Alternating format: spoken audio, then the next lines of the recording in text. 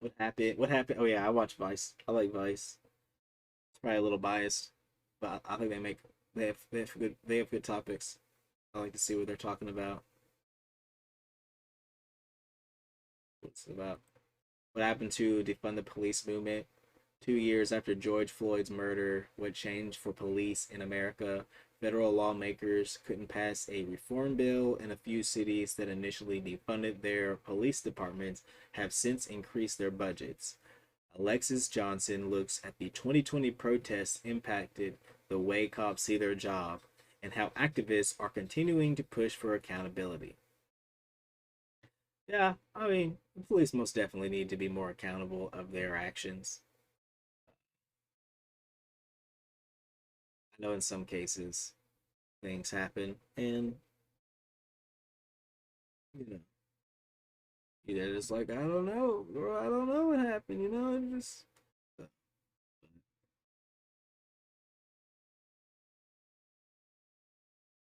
it's an interesting time. I feel like there could be a lot of reform. It'd be interesting to see how things go in the future. Let's see what happens. Let's watch this. I've been here my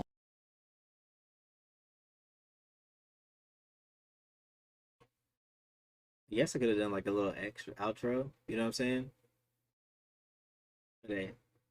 Let's get into this one. Yeah, we're gonna be watching what happened to the Fund Police movement. I guess it's like video two of the evening.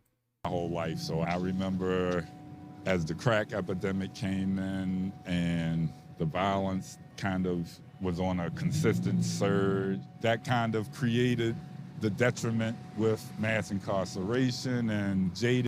Oh, I feel like I'm missing them. Where are they at? Where are they at? Oh, they're in Baltimore. Yeah, this is I've start been seven. here my whole life. So I remember Okay, as the he's in crack Baltimore. epidemic came in and the violence kind of was on a consistent surge, that kind of created the detriment with mass incarceration and jaded opportunities for people in this community. And that cycle has just continued to spiral.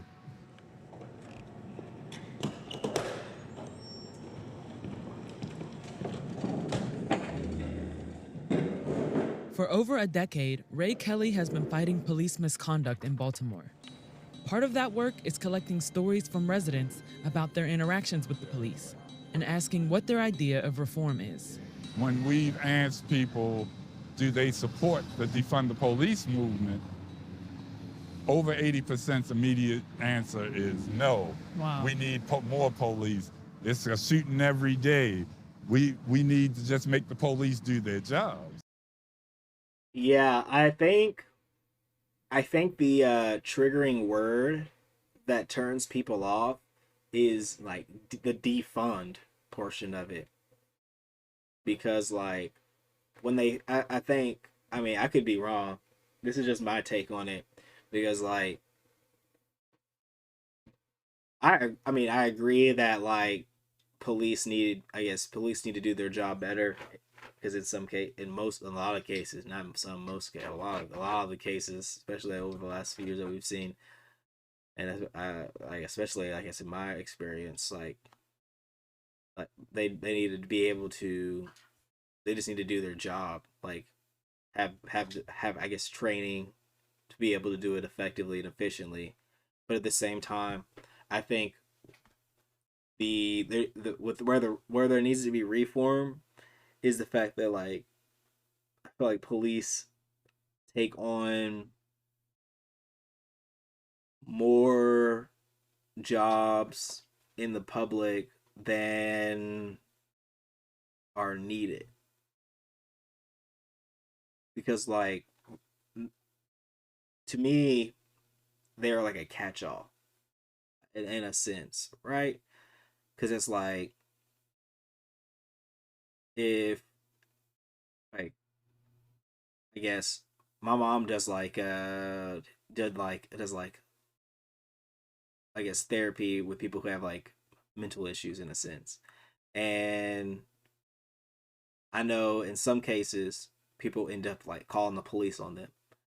And when they have like a bad episode or just something triggering happens and people around them don't necessarily know how to properly handle or react with an individual, and they, end up making the situation worse, where I feel like if we did not give the, like, say you didn't have, like, you didn't call the police for that, you know, I could mean, again, I gotta have a wrong take on this at all, but I could be having like a completely wrong take, but I feel like just like calling the police, even though it may be an emergency, I don't think like they necessarily have the correct training to handle individuals like that. And in many other situations, so like just not the only one. Just I feel like if we decentralized the responsibility of the police, like if they came,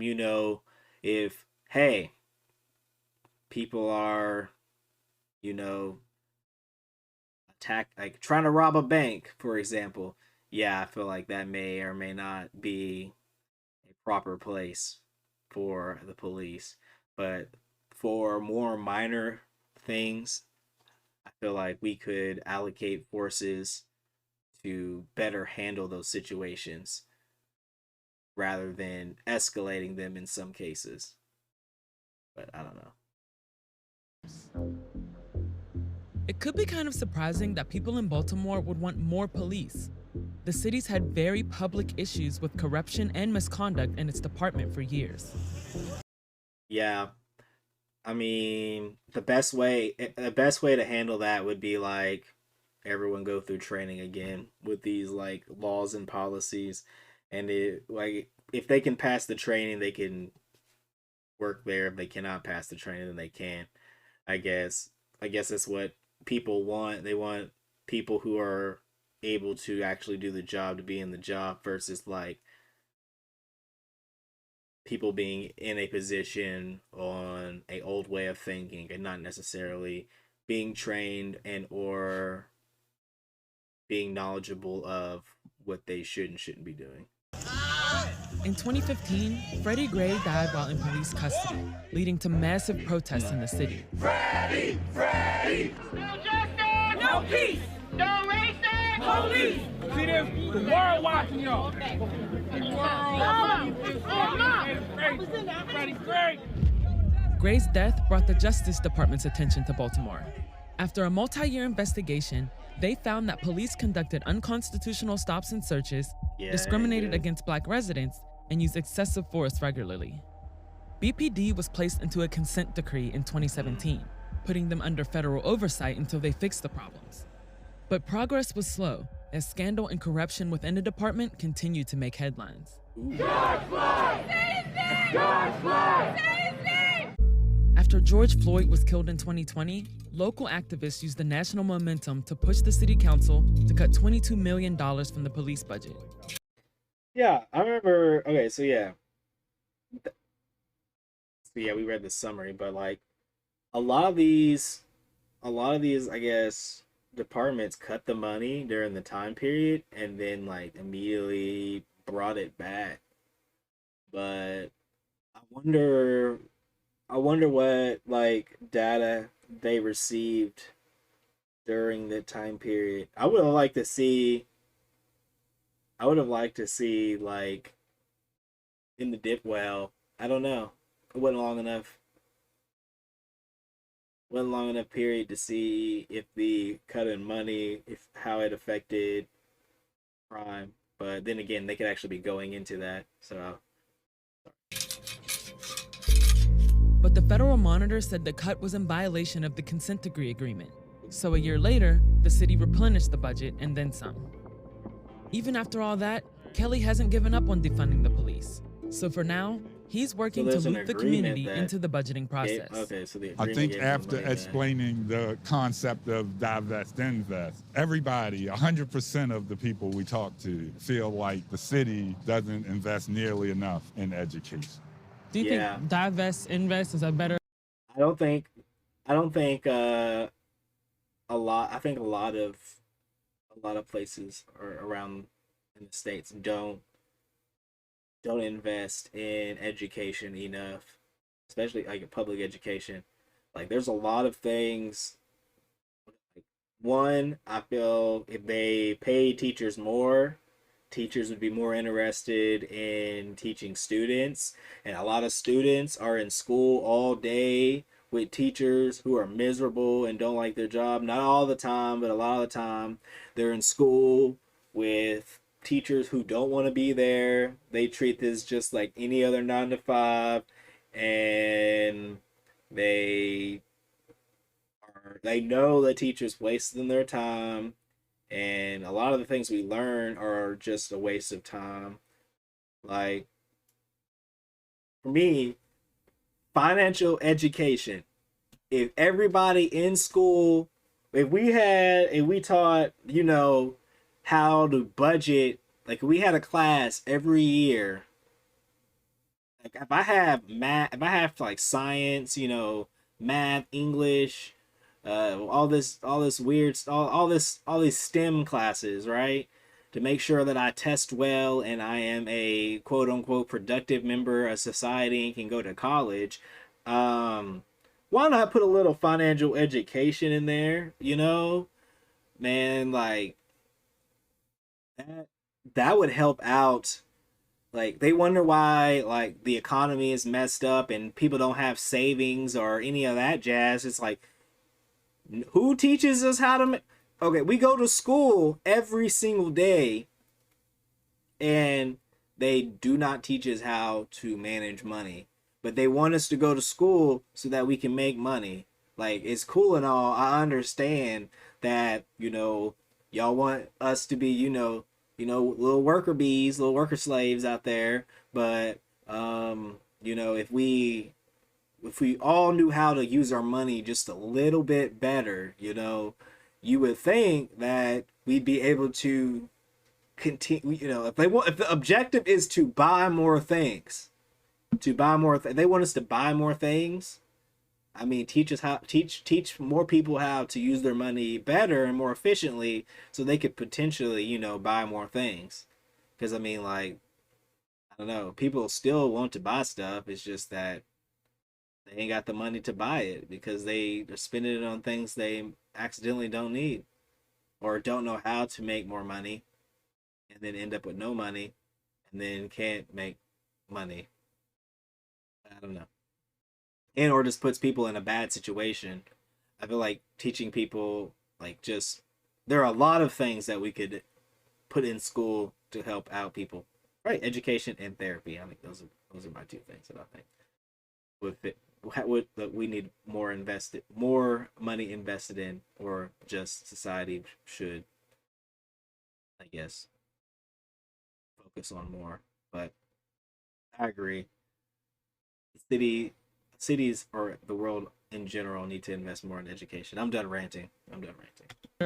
Term to use than defund? You think defund has just become this term that people are afraid of? Defund was immediate. Defund was the immediate response because people were fed up. And I think that was just a word to create the contention that leads to a conversation. We've been talking divest, invest for decades. Yeah. So the deal for us in this community is we don't want to invest more in the police so we can arrest more killers in our community.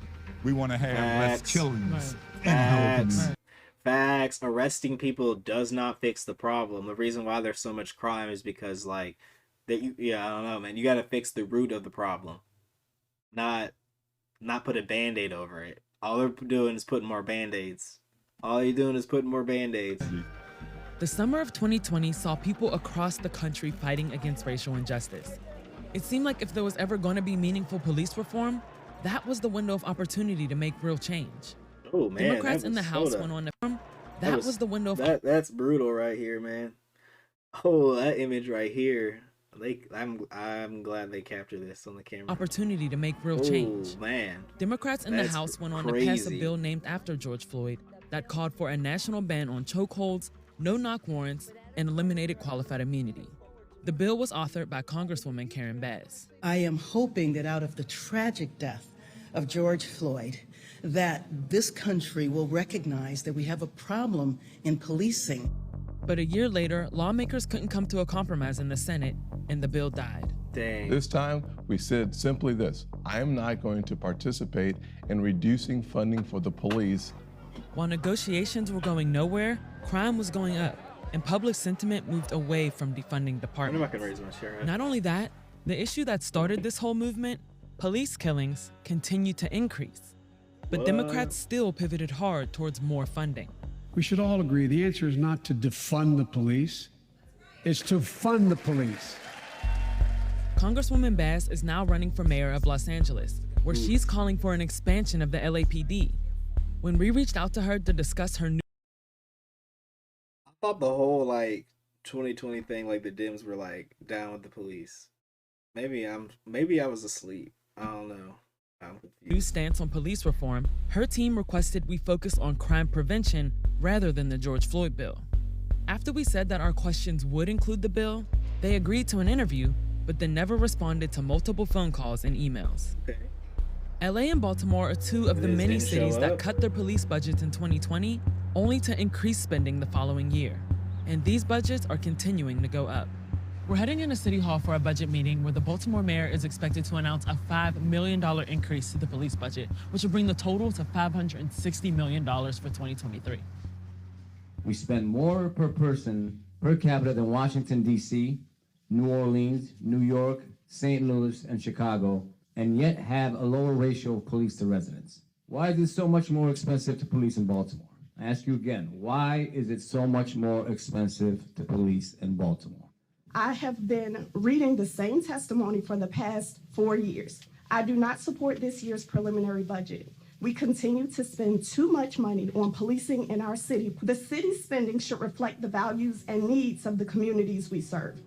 Despite activist frustrations, Yeah. the fact remains that police are here to stay, and cities are paying more money for more of them to hit the streets. So we wanted to see if years of protests made any impact on how cops view their own jobs. Good morning, everybody. Good morning, sir. Everything's recorded, so something that happens here on the street takes 4 or 5 seconds. You roll up and boom, things just start happening and you made your decision. It could impact every police department in the country, every officer in the country for years to come. Yeah. It's, Once you get your shotgun, walk down to the 10-yard line to your target assignments. Don't forget, before deploying the I don't less think lethal every situation shotgun, need to be met always with shout a gun, beanbag though. being deployed, beanbag, beanbag, beanbag, or less lethal being deployed. Shooters on command to fire. 1 round. Left forearm, green zone. Fire! Beanbag, beanbag, beanbag!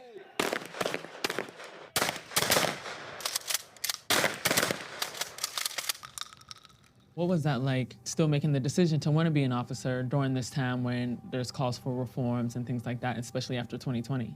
It's a really precious time in a way to be trying to do something better. Every instructor that you come across will tell you that, like, it's all about being better, you know, even down to acknowledging all the wrong that has been done. To, implement a certain change, you have to be the change. You can't just expect what's out there to just change automatically. You have to have a whole bunch of good officers coming in, and that's what we have now. At this time, I would ask Captain David Burst to join me.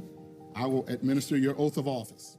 Not only is there a whole new wave of people joining the force, the BPD got a new commissioner in 2019 after the previous commissioner resigned and was indicted on tax fraud.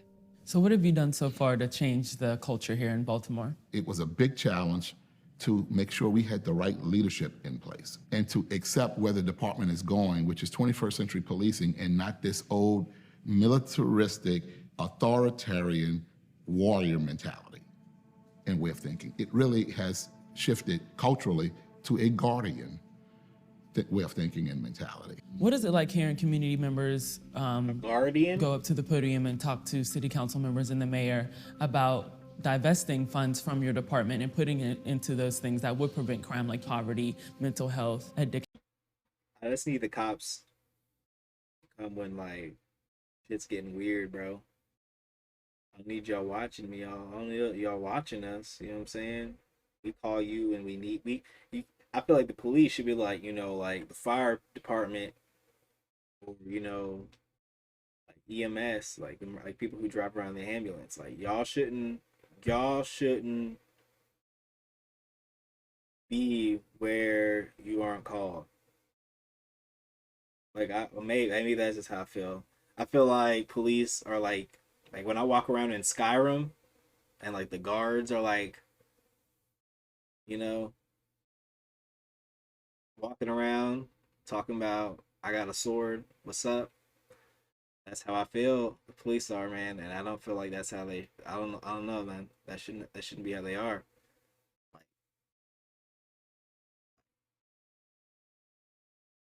call a doctor when I need it. They're not constantly around me telling me how to live my life. I don't know. Services and things like that. So the way I see that as is at some point, we can have a conversation about is our department too big, too small, or is it the right size? Once we build up all of the entities who can handle addiction, homelessness, mental illness, and all of the things people want to invest in and don't want police handling. But until that is built, there's no one to hand it off to. Where do you think the money or investment or funding for those new programs should come from, if not from the police budget? Well, that's not for me to say. As activists argue. They think I have extra money. There's no extra money. There's either pay the officers we have or fire the officers we have. Since the death of George Floyd, do you think there's been any progress nationally as far as policing and use of force and things like that? Well, I think there has been. And I think you're extremely informed and progressive police chiefs and policing leaders are embarking upon reform. Now, we were forced to do it. Mm-hmm. So were we when I was in New Orleans. Mm-hmm. But many departments are not forced to do it, and they're slow doing it, and it is hard changing culture. On that note, Commissioner, there's reports that say that police killings were actually up in 2021, probably one of the highest years in the last few years. What will it take to kind of end this cycle of Breonna Taylor's and George Floyd? Well, what I don't want to do is answer that with the context that they're all unjustified or they're all wrong. What I will say is that it requires more training. We're doing that, and most departments are moving in that direction to move away from those things that other healthcare professionals should be and other social workers should be working on. Those things we shouldn't be dealing with, because many of those things are the reasons why we got into the uses of force in the first place. We were actually handling something somebody else should have been handling. How do you measure success when it comes to progress? Well, the easiest thing people want to look at is whether or not you can reduce crime. But crime is not always related to police, because crime is based off of decisions other people make. People who are solving conflict with gun violence because they lack the ability to solve it the right way, because they have deficiencies in their education, their housing issues are so bad, their addiction issues are bad, their mental illness is an issue, and it really has not much to do with law enforcement. Ironically, one thing the commissioner and Kelly agree on is that police don't necessarily prevent crime. Even with a higher budget, Baltimore is on track for one of its deadliest years on record. And that's the thing. It feels like we keep moving back and forth between wanting more cops to keep our streets safe and being horrified by the next police killing. The majority of people perceive the police as the entity designated to keep us safe.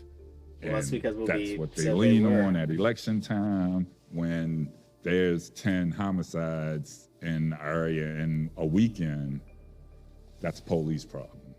They're not thinking that the police job is to catch the perpetrators. They're thinking that we got to get police to stop this, and they never stop this. That's not what they do. Do you think that's one of the issues with the defund movement, though, that it is kind of, like you said, if people are so conditioned to having police in their neighborhood, and on paper it makes sense to say if we invest in all these other programs and lower crime, then you won't need so many police, but until it actually happens and you can like show people for 10 years that this is the way, then you can't prove it, you know, and if nobody's doing it. That's what my research in the past year showed me, that this is a long game.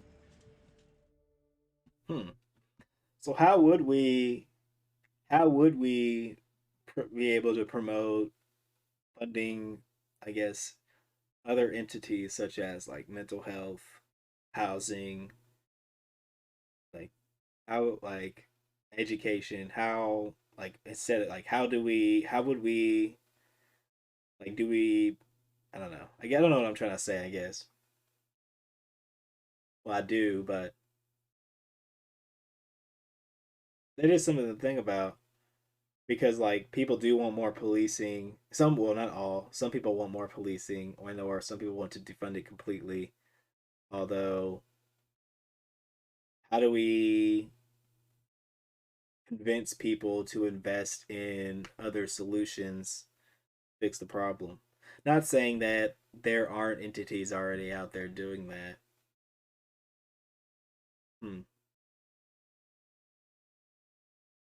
I would like to look more into this. I might, when we do some videos, we might